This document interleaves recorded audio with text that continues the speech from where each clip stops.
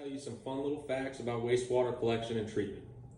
Have you ever wondered what happened to the water and waste that you flush down the toilet?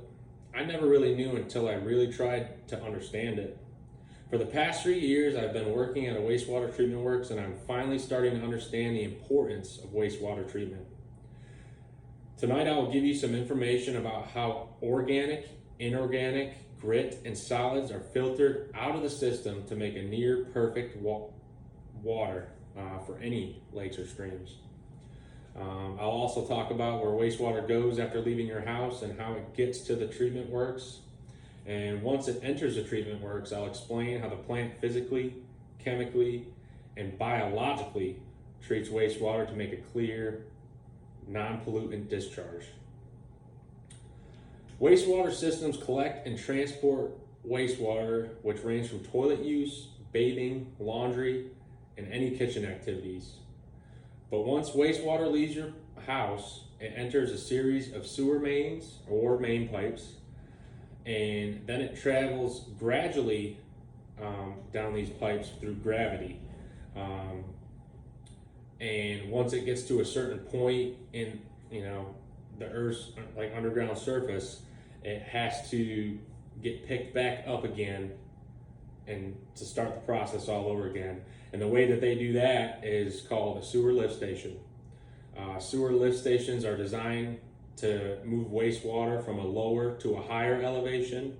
And this waste may be collected dozens of times before it actually hits the treatment works, because it goes down grade a bunch of times before it gets back up the grade. But once it hits the treatment works, it flows through a bar screen, and this bar screen has a rake that manually moves up through a channel, raking through a grate like this, and it grabs any wipes, condoms, feminine hygiene products, and it grabs that and dumps it into a dumpster. And this could help cause any issues in equipment or pipes being clogged. And after wastewater, the wastewater bar screen, it then moves through a grit chamber where coffee grounds, sand, or small stones settle to the bottom and is sucked out with a pump also into a dumpster. After that, we reach secondary treatment. Secondary treatment removes about 80% of inorganic matter and sewage by making use of the bacteria of it. Something I didn't really know when joining the workforce, wastewater plants have a bunch of microbial bugs in the system that actually feed on the solids. But anyways, wastewater treatment plants use this biological process in which billions of microbial bugs break up solid waste. This reduces the amount of sludge that wastewater plant produces, which limits operating costs. But the biological process starts by adding diffused air bubbles that are used, dispersed by blowers, and actually make the basins bubble up. And it kind of makes the bugs happy so that they can reproduce, teach younger bugs, how to eat. Pretty much how a human teaches a baby everything.